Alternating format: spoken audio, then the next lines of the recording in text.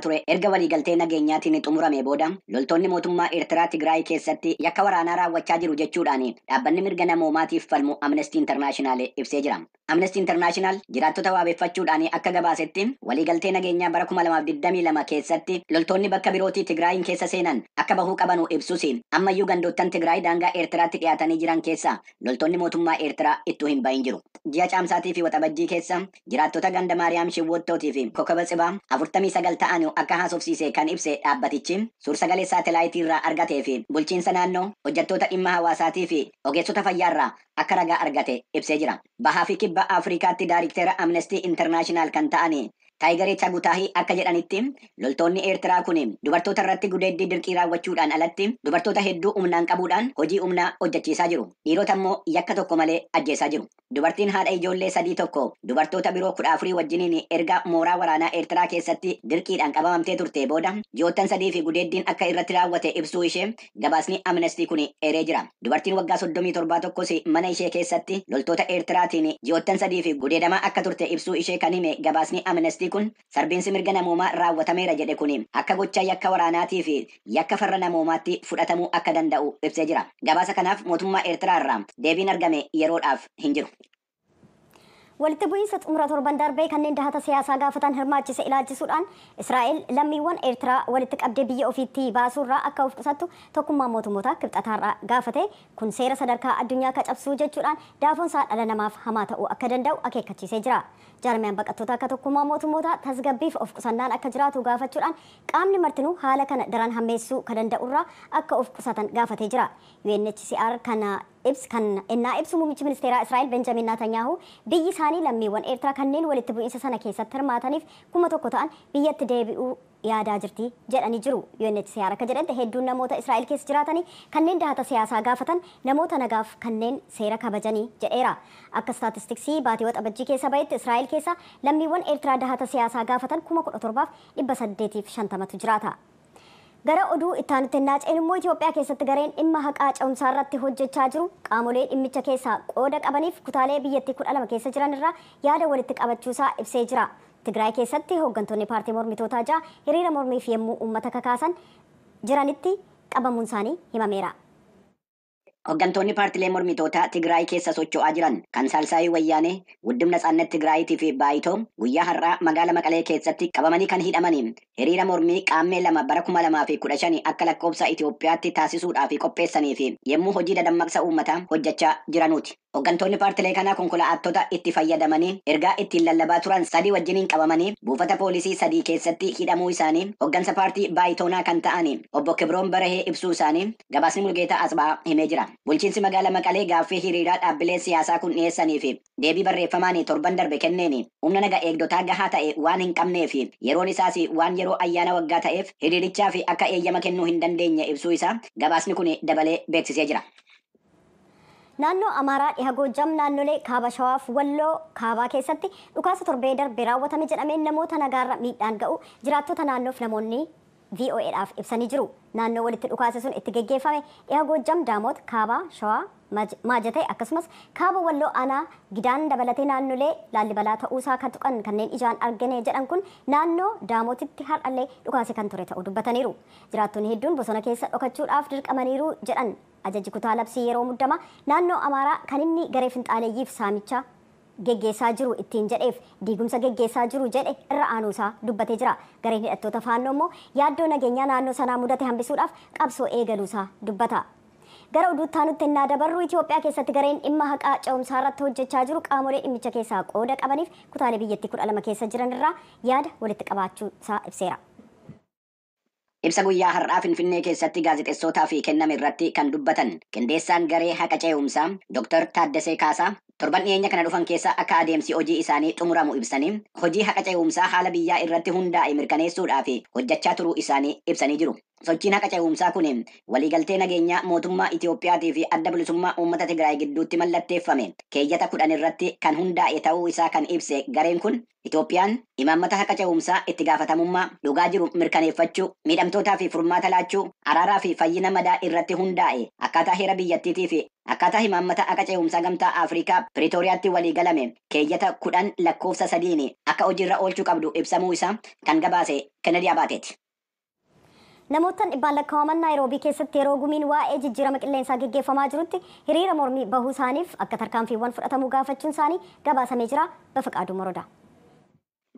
Hiriirri kun kan taasifame yaa'iin ardii Afrikaa yeroo jalqabaatii fi dhimma haala jijjiirama qilleensaa irratti mari'atu yommuu Naayiroobii keessatti taasifamaa jirudha.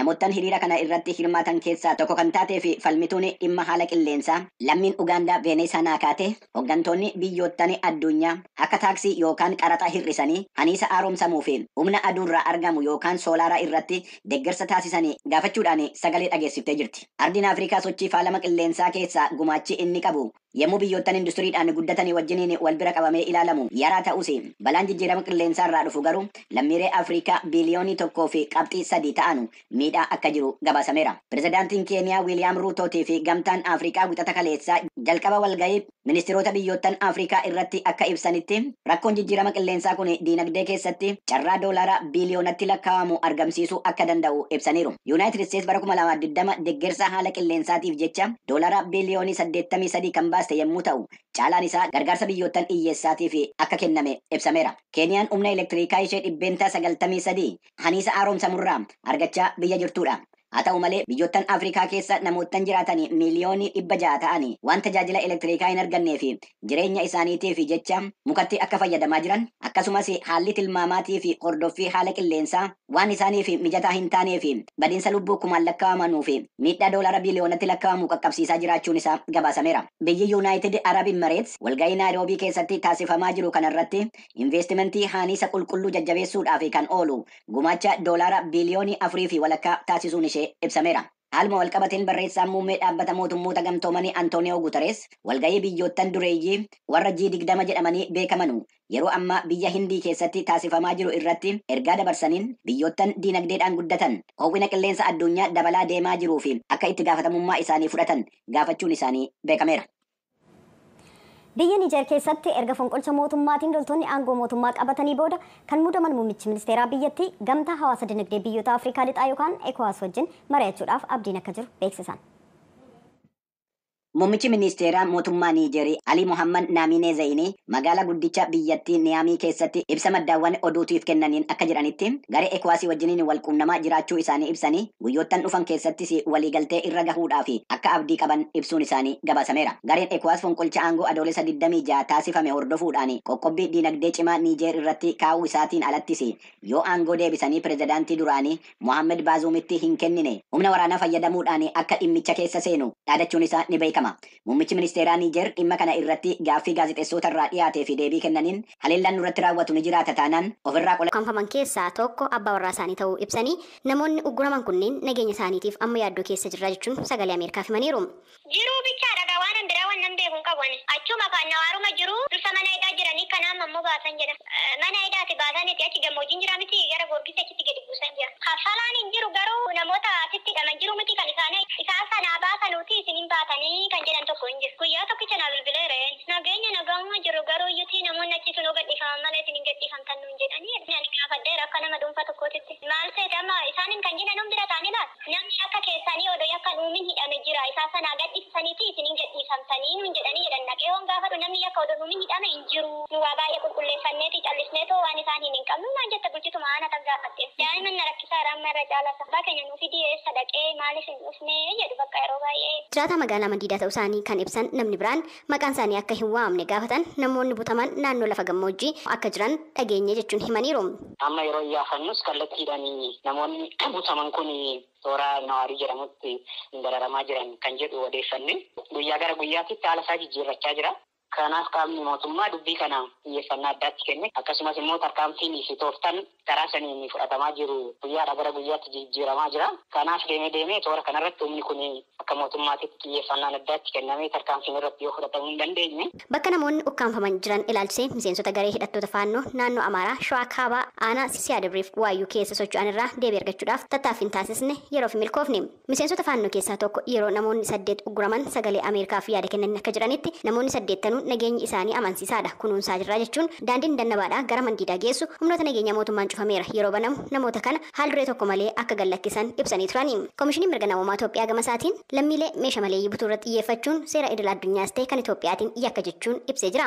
Obbo Imaad Abdul Fattaa Koomishinii mirga namoomaa Itoophiyaatti daayirektara naannooti.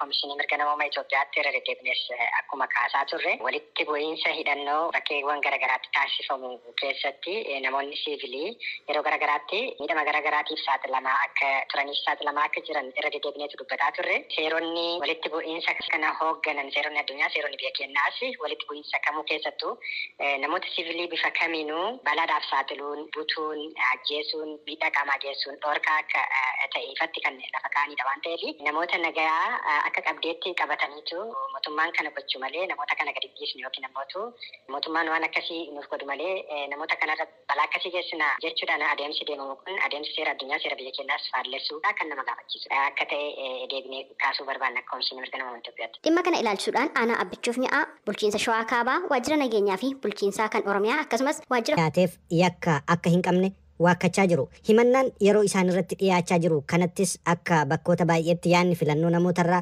fuudhamuun deeggaraa kamiyyuu hin dhabne. Karaa biraatiin immoo deeggartoonni paartii warra Riipaablikaanota bakka bu'uun filannoo bara 2024 irratti dorgomuuf hirmaachaa jiran yoo Doonaald Tiraamp injifate akka deeggaran gamanumaan ifatti dubbachaa jiru. Isaan keessaa tokko Viivik Raamaswaamii televiziyoona ABC sagantaa This Week jedhu irratti dhiyaachuun akka himetti Doonaald Tiraamp isa marsaa lammaffaa filatame irratti akka walii hin galle hime amma garuu Tiraampiin nan deeggara jechuun dubbateera.